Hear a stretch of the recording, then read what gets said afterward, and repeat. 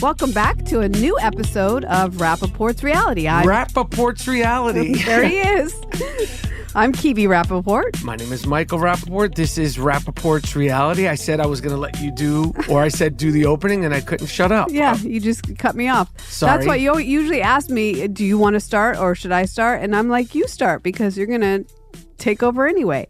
But I wanted to do a different kind of hello, welcome to my show. Well, yeah, that could be a conflict. That could be our first conflict. What do you mean, my show? My show. Rapaport's Reality. My name is Michael Rapaport. And I'm Kebe Rapaport. And this is Rapaport's Reality, the podcast that the reality world called for, screamed for, protested for, demanded. Begged for. And we gave it to you, all about the Rapaport's Reality. We love reality TV. We love popular culture. And we love talking about ourselves. We don't love talking about ourselves. A little bit of reality about our life and my life living with you, actually. Yes. Which has been an adventurous one the last few days. It's we're heading out of the Memorial Day weekend. Yeah. Hope everybody had a great long weekend. And we have a home in the Connecticut tri-state area, which has been, let's just jump into it. It's been infiltrated, infested. Oh, infested by birds. Now, I don't know if these are I don't know. They're this just is a personal shitting all attack. over our deck. It feels personal. It's because we cleaned. We cleaned, and you know what? The operative word being we, which usually doesn't occur. So I want to say thank you very much because you did some heavy lifting this weekend with hooking up the hose. You screwed in a hose. I installed a hose, screwed in a hose, and simultaneously ruined some pool equipment. Yes, you did do that, by the way. Because you kicked something, I think. Allegedly. The guy said that you didn't, but I think you did, and it drained the jacuzzi. I think he was just being polite because the pool guy, I think he recognized me. Yes, he was being polite because when you went back there, you stumbled and tripped and started cussing at things, and I think you kicked something, which was the pump, and it drained our jacuzzi. But so it's okay. You know what? Tiny jacuzzi. It's tiny. Small jacuzzi, small which pool. Which means it does have a lot of water in it, so and it went down really quick. The point is that this home in the tri-state area, why are you calling it the tri-state area? We're in New England. We're in New England. You don't like saying the tri-state area. It could be you don't like the Patriots, so you don't want to admit that you have a house in New England. New England and or the tri-state area. It could be. Right. It could be all. It's any of those places. Right. Nonetheless, for some reason, this home, this backyard, the house itself, the windows, is being infiltrated by bird shit. I don't know where it's coming from. I don't know. How it's coming from. I don't know. They're hitting windows. They're hitting windows. They hit windows upstairs. I don't know. And it dripped down to the kitchen window. It's just disgusting. Yeah. And we haven't been in this house that long. And we came in probably last year, end of July. So I'm like, is this a early summer thing or Memorial Day weekend thing or what is this? I can't keep up at this pace cleaning it up because I did look it up, babe, and it has a lot of acid in it, bird poop.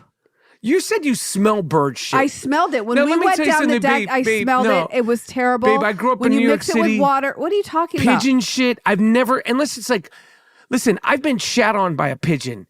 And then you smell it. But you're saying you smell the bird shit. I smelled it when we were wetting it. Not only that, these are massive poop. I don't know if these are seagulls. I don't know because the poop that they're pooping in the pool is floating exactly to the bottom. And when you're eating healthy, your poop should float. So that's funny. You should... That's a joke. Yeah. But these are big, big poops that were at the bottom of the pool. And I met the pool guy came and he was vacuuming it up and he's looking at me like I'm crazy because I'm like, these are high class problems, I guess, if you have a backyard at all that's covered in poop. But I wanted to ask him, is anybody else having this problem? What'd he say? And he paused for a really long, pregnant pause. And then he looked at me and he said, it happens. So I don't know. But, Julie said it was all over her jacuzzi. And then Tammy and Alan in the desert in California went to their house and they said it was, they'd never seen anything like it. So maybe. But they're all the way in California. I know. That's what I'm saying. I think it's a bird situation happening in the world that they're pooping, extra poops. We should do a poll on Instagram because. I don't know. It's out of control. The point is, is that the spring cleaning can't stop, won't stop. I got out there with the hose, which I hooked up myself, which, listen, I'm a New York City kid. Grew up in an apartment my entire life. So anything that has to do with, fixing. Anything, standing on a ladder. Ladders, building hoses. Things. He doesn't do it. Pliers. I do it all. Screwdrivers, hammers. It ain't my strong. It ain't my strong suit. But I plug usually that. When you get involved, something else breaks. I'm just going to be honest here. That's what happens. But and I'm not insulting you because I really appreciate your so-called activation in our life. Because I got on you. You give me an assignment, I'll do it. Yes, and you feel really proud of yourself when I give you something to do and you accomplish it. I hose that bird shit. And you know what I did say? I did say this. Once I give you an assignment, you thoroughly do it. Because the vacuum was on for a very long time. I vacuumed for an hour. Yeah, you're in it. Like you were in it. It's corners. And I didn't just do the carpets because that's like the glory. That's like you get all the glory if you do the carpets. Right. I didn't do the main areas where you get all the glory. I went into the corners, the cracks, the crevices. I moved things because one thing I know is that if you don't do the corners and the cracks or crevices and you don't move things and lift and vacuum under things. You haven't done anything. You haven't done anything. Right. So when I vacuum, I go to the hard spots first and then I take the glory. Right. Nonetheless. Impressive. And if I'm vacuuming, I want the glory. Like if I vacuum, I'm going to remind you about it. Oh, yeah. I'm going to talk about it on my podcast. Oh, and you'll talk about it on this one and I Am Rapaport, I'm That's sure. right. Yeah. That's right. I'm going to talk, but the point is that the spring cleaning can't stop, won't stop. And the home has been infiltrated by bird shit. And the first poll of the day, the first question of the day, is anybody else noticing like heavy bird shit on their cars? Because we're having the problem on the car too. I don't know if you've noticed. Cars is bird. Is anyone else in the country? Because it's not just a tri-state area, not just a New England problem. Is anyone else knowing heavy bird shit this spring heading into summer? You are listening to Rapaport's Reality. We'll be right back.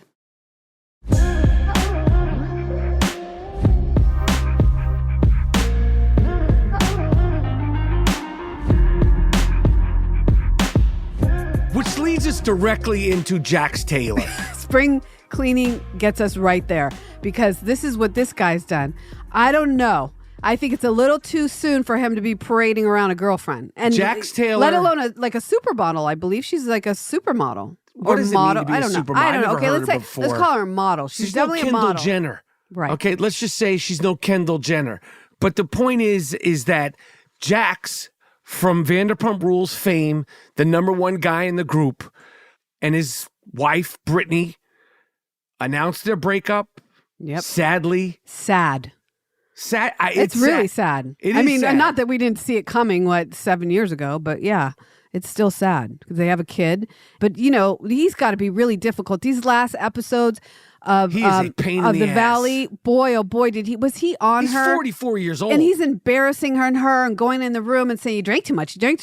And he's drinking up a storm. It's just really gross that he's shaming her like that and making her feel bad. She should have long been gone. He's been a dick. Nonetheless, Jax is out there in the Valley dating a supermodel, quote unquote supermodel, who's no, Kendall Jenner. Who else are the other supermodels these days? I mean, I would go to Naomi Campbell. She's no Cindy Crawford. Christy Turlington, I'm saying, yeah, no Cindy Crawford. But he's out there in public dating this woman. Prancing around. In their hood, allegedly. Yeah. And, I was thinking to myself, how bad does it make Brittany feel? But I guess he's got to go out there. Who knows what she's doing? And, I'm sure Jax is probably shocked every time he winds up in the tabloids. But Jax, you have to understand, you're a reality TV star. Do you think he's shocked? I don't think he's shocked. I think he's shocked. I think he Babe, loves I'm it. shocked when I wind up in this. Maybe he's not. It depends on where you think I don't yourself. I think he lives for it. And he's celebrating it. I finally got in the tabloids. I think it's good for him. I think he has no problems with that. This guy is the self-proclaimed number one guy, right? So why would he be shocked? He'd love it. He's on and popping. Yeah, but when you go somewhere, he was going to a bar or something like that, and they take a picture of you, it's always how do you know I'm here? And do you have the long lens? I get it. I get why people would want Jax Taylor. The show's popping, which, by the way, we have to say, The Valley. It's popping. We jumped to the gun by saying, not so much. But boy, did it get its wheels. And it's fantastic. Would you say fantastic? Yes. These last compelling. 3 episodes have been fantastic. They really have. I mean, it's gritty, it's messy. It's different because they're also about when these relationships end, these are married people. Yeah, this is real relationship stuff. You can see it's happening right in front of our faces, and they're out the gate brand new. I mean, I had no idea it was going to go. I had some idea from the tabloids seeing that people were broken up, but we're watching it in real time on this. I mean, not in real time, but it really is happening to them, and I think it's fully entertaining. Yeah, I'm enjoying The Valley, and we were I one would click away give it 4 wraps up. 4 palm trees up. Yeah. We were one click away from shutting that shit off at one point. We were, yeah. Yeah, but who carries it, man? It's that Jax and Brittany. I feel like they drive it. And, of course, Kristen Doty, but the other dude who we don't like. Jesse, and his relationship, which is really dark. And they have a kid. Don't they have a kid? Yeah, they have a little girl. They're done. Yeah, they're done. I'm looking forward to that reunion more than I thought I would be looking forward to that reunion at around episode 5. The point is that Jax is out there dating, and I feel bad. I don't like to see these relationships crumble. I don't like to see marriages crumble, especially when there's kids involved. They have a little kid involved. Jax is back out there with the supermodels and all that shit. And I mean, once you put Jax in this position again, I can't even imagine. No, owning a bar. What's going to happen with this guy? He's owning a bar. He's on another show. I really think, and I would love to see some committed crossover work from Jax. I feel like Jax. You think so? He's being done it. Back on Vanderpump. Yeah, I know. Let's see when they come back. If they come back. Who? Vanderpump. I still think that it might be over. Babe, Vanderpump Rules is coming back. Okay. We have might you have heard to it? wait a little longer. Have you heard that? I haven't heard it officially, but I will. They're not canceling Vanderpump I heard Rules. You heard nothing. That it's going to be on pause for a minute. No, I think because Lala's having a kid, they're on pause for a little bit right now. They're coming back. The show is coming. I really hope so, but I have a deep-seated fear that that it's not coming back. Okay, the show's coming back, and we're heading into the end of one of probably the most anticipated reality TV show seasons ever. The final episode of VPR, Vanderpump Rules. Oh, right. The reunion is airing. I think the reunion has been good. I feel like the reunion has, I think this season, although obviously it couldn't be as, it was never going to be as scandalous. The anticipation was too high. It was never going to live up to everybody's expectations. But I feel like at the end of the day, now that the season is complete, I would say that it was another great season of Vanderpump Rules. I agreed. 100%.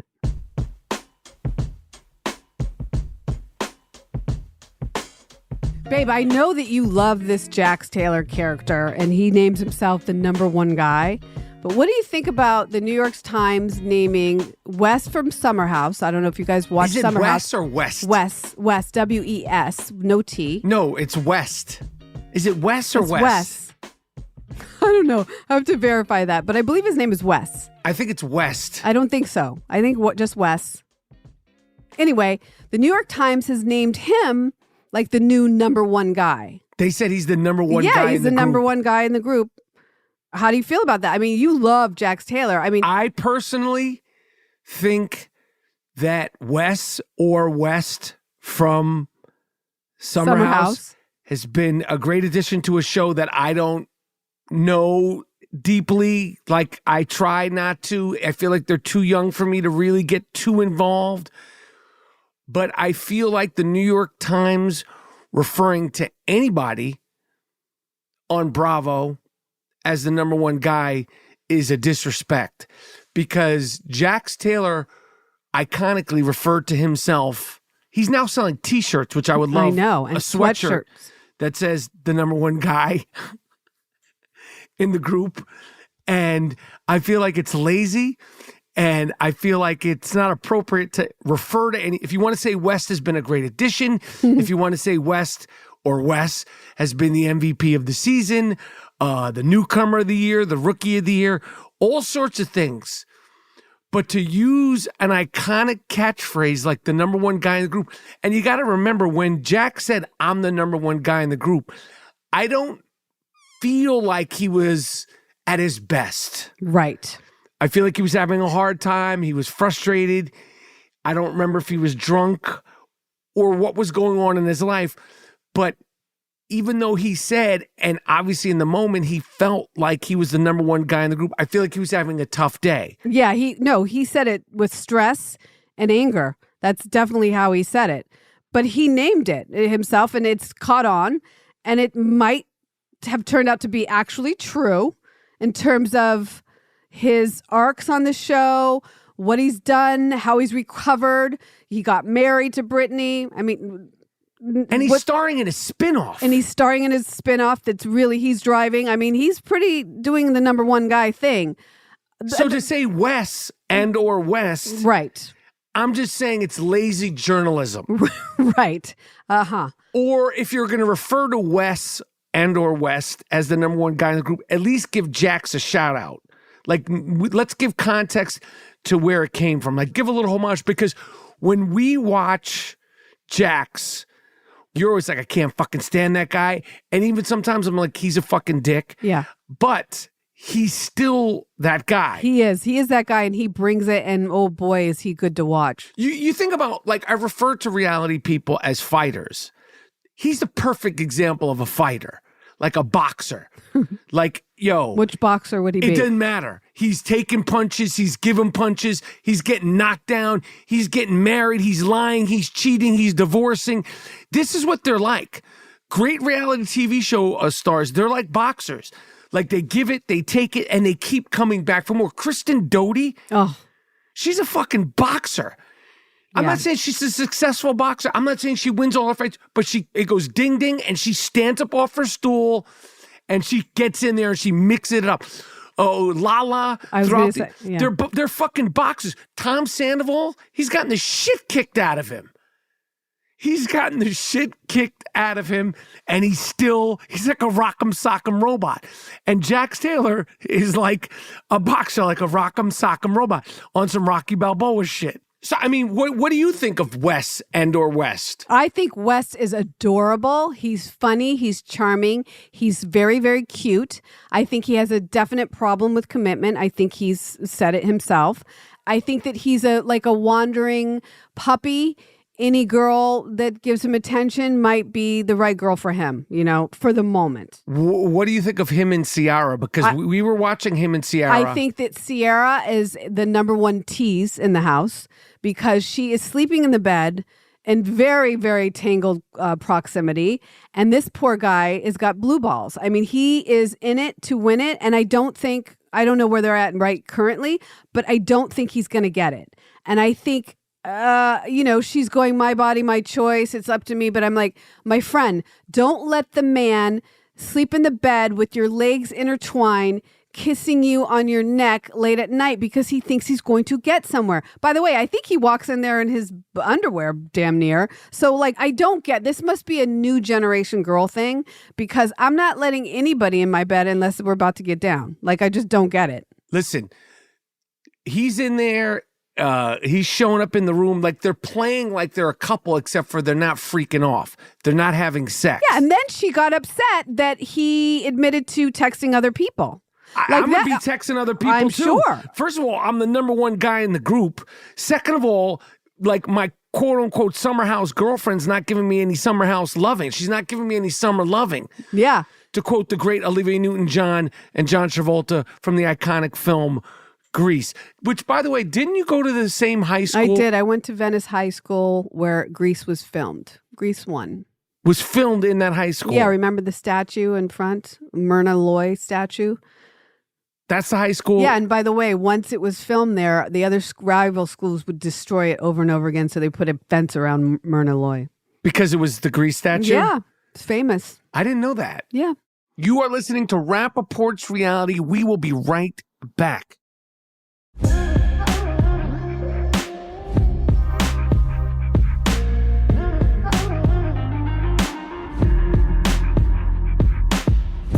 we also watched the reunion for Martha's Vineyard. Yeah, Martha's Vineyard, Summer House Martha's Vineyard. Summer House, which I love that show, by the way. I really like the show. Yeah. I don't love it because at a certain point I can only take in so many shows. I could give me all the shows. I like don't care. the show, but it's like we're in NBA playoffs. I know. And the reunion was on, and the game between the Mavericks and the Timberwolves was on, and I'm trying to watch both. You have to pick and choose. I have to pick and choose.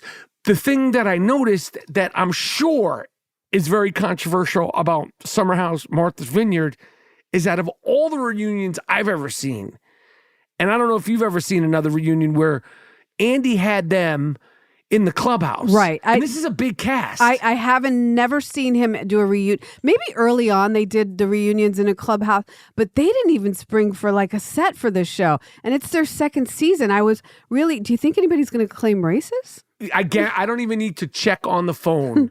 I don't even need to check on Twitter. I guarantee you that as soon as Summer House Martha's Vineyard reunion part 1 aired, people were going, oh no, why aren't they on a set? Right. Oh no, why are they in the clubhouse? Right. I was surprised. I guarantee they were in the clubhouse, not the back of the bus. I mean, they were in the fucking clubhouse, though. Maybe it was logistics. A lot of I think one girl lives in LA, but I think most of them are East Coast people. No, one I think lives in DC. I know, they do it in LA. All the housewives on a set. I know. It's weird. I don't know. It just looks, they're all stuffed in there, and we know how small the clubhouse is. And that's a big cast, and they look stuffed in there. They all looked great, though, by the way. Their colors were like pink. It's a good-looking cast. Yeah, they're great. They're great. They dress good. They got swag and all that shit. But I don't even need to look. But I guarantee you, there's cries of racism and oh no, why the fuck are they in? That's the thing. Oh no, why is the Summer House Martha's Vineyard cast in the clubhouse? Yeah, that'll be interesting to see what people say about it. But I think it might be a logistics thing. No, I got to find out why. But we were talking about boxers. We were talking about how reality stars are fighters. Oh, boy. My former favorite housewife of all time, who I refer to as the Michael Jordan of reality TV show Housewives, who I can't fucking stand now. I'm going to be honest. Who gives a shit? I can't stand Bethenny Frankel. Bethenny Frankel on social media is so annoying. Totally. She's so annoying, and ever since her reality reckoning, I don't know what happened with that bullshit. Yeah. And the Bethenny clause and that whole thing to try to take down and take away all our fun and the world's fun for all reality TV. I can't stand her. I can't stand when she's doing her eating videos. I can't stand her videos of her and her daughter. I can't stand her voice. I can't stand looking at her. I don't even know why I follow her. How do you really feel about her? But Bethenny apparently was in Chicago, and she went into the Chanel store, and she wants to act like she's some sort of victim, and she wasn't allowed in the Chanel. Well, I read about it. She was dressed from coming, I guess the doctor, she got a pap smear and she wasn't dressed up, and then they didn't let her in the store, and then she came back dressed head to toe, had a friend or her camera person film it, head to toe Chanel, like the glasses, the outfit, and the shoes, and they let her back in, and she put this all apparently on her TikTok. So I'm in Chicago, and the man at the Chanel store opens the door like this much, like Ratatouille couldn't fit in there, and he's like, hello? Do you have an appointment? Like, he's like Lurch in the Addams Family, like, you rang? And I'm already on the offensive, and I'm like, no, I don't have an appointment. I have a credit card, I have a bag of Garrett's popcorn, a basic bitch purse. Am I not allowed to come in at 3:54 on a Tuesday? Evidently not. I don't have an appointment. And to be like treated like you're an interloper. Like, I'm just walking down the street, just opening up a door to just walk into a store. I thought that's what happened. Like, I didn't realize that we're not allowed to walk into stores anymore. I don't have an appointment. Got to get a pap smear appointment and also to go walk in Chanel. No big deal. maybe the people don't like her on social media also. Right. Maybe they were like, we don't want you They in saw here. her coming and they were like, not that lady. Yeah. Oh, by the way, and then she went and got a fake tattoo and the internet was exploding because they were like, did you really get a tattoo of Chanel on her shoulder? It was fake, but she went through the whole thing in her video. She went into the place and then they got the equipment out and the guy like sat her down and she put on this tattoo and it turned out to be fake and it was a whole thing. I just think it's like, it's giving, look at me. You know what I mean? It's just giving like, I still need to be that Michael Jordan name that you gave her. Which you were the Michael Jordan of the she was. Listen, TV. she was my favorite. We talked about this before, but I want her to like maybe go on a break for a minute. Dial it down. Yeah, and then maybe come back because she's just, by the way, I don't really know because I don't follow her anymore because that's how much she got on my... You unfollowed her? Yeah, she gets on my nerves. Damn. I can't even... Her, whereas I loved her voice, I loved everything. Now I just, she's just giving me ick, ick. I just can't. I don't know what it is. I just can't. I can't do her. I can't do her either. I can't do her. I can't follow her. I can't stomach her. The whole thing is just like, it's just too much, too desperate, too obnoxious. It does. It's giving desperate, even though we know she's not. She's a wealthy woman. But you could be wealthy and still be desperate. And be quiet. Yes, it's desperate to stay... I hate when people say stay relevant because it's ridiculous. Everybody in life is relevant, not to be too hippy dippy, but it's like relevant in entertainment. But I feel like it is for her to be relevant because it's like, why are you going through all the hijinks? You're not a victim. They didn't do it wasn't no race thing while you didn't get into Chanel. Maybe no, you were in weird. sweats. You were. And maybe they just didn't like you. Maybe they purposely were like, we don't want fucking Bethenny in our fucking store. Like, I get that. Yeah. I get that. But to make a whole thing and it's still going on and on and on and on and on. But she has a lot of people that follow her and like her. She does. A lot of people love her. But they haven't turned on her. Like, we just publicly turned on her. We just turned left hard on her. I mean, publicly, we just did it. We just denounced Bethenny. Denounced. I don't know if we denounced her, babe. Did we denounce her? We just said she's not in our realm of Miles thinking. Jordan, rewind the tape. Would you call that a denouncement? Please play the tape. She's just giving me ick, ick. I just can't. I don't know what it is. I just can't. I can't do her. I can't do her either. That sounds like a denouncement. Yeah, I guess we did. That's a denouncement. Yeah, we did. Would you consider what we watched the other day? We finished up the Jinx season 2. Wow. The Jinx season 2 and the Jinx has been discussed not only on Rapaport's Reality, but on the I Am Rapaport Stereo podcast. We watched a whole day of reality TV. And then we finished off at night.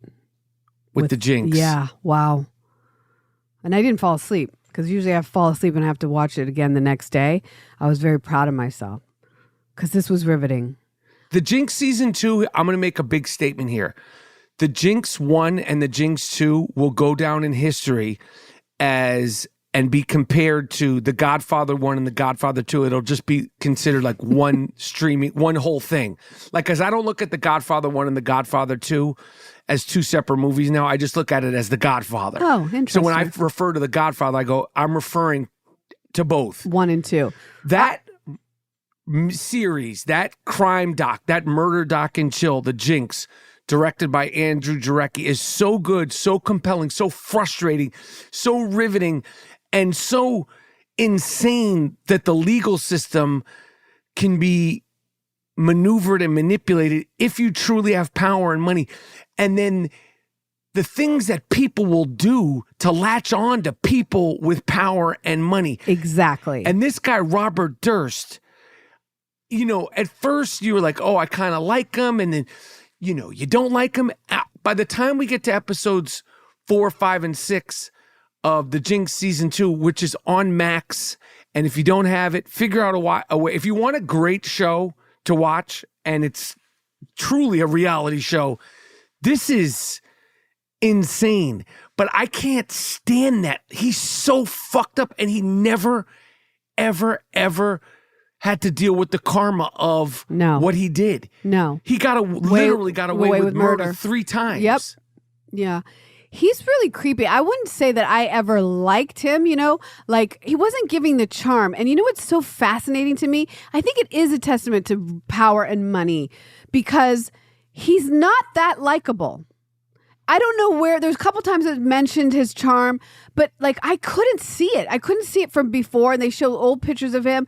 I don't think he was that good looking. He's kind of short. He's sort of like, looks like a turtle. Like he's just, there's nothing about him that's redeeming. It literally is power and money. I think he learned a way to talk to people. Like when you hear him calling these women, they show him calling the women in his life, and he's like, Deborah. I was like, who would do anything for this guy? This guy is a psychopath. And it was clear the whole time.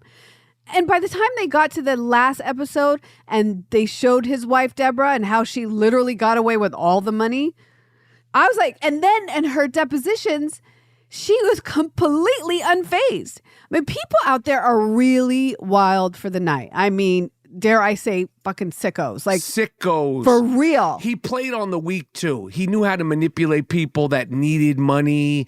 Yes. And he befriended people that were beneath him and, he used money, send people a car, send people $200,000. I mean, he was so rich. It was said over and over again by his best friend. He helped me out when I needed help. The wife, Deborah, said he was there for me and I stayed loyal. It's true. It was like he helped out with bird shit in the backyard. It was all money stuff.